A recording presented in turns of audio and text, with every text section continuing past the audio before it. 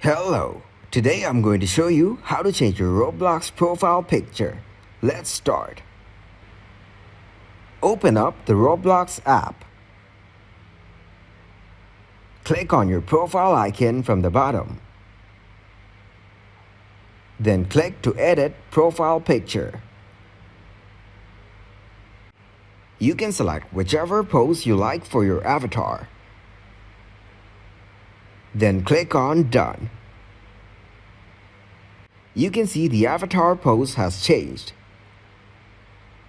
Click to go back. Then press Next. You can adjust the zoom, rotate settings the way you want. Or you can leave it on the default setting. Adjust the zoom and rotate accordingly. Then press Next. Now you can view your profile. Then click to save it. Tap on your profile to see your profile. Give this video a huge like and subscribe to get more helpful videos like this. It explains me how we're solving new problems every day.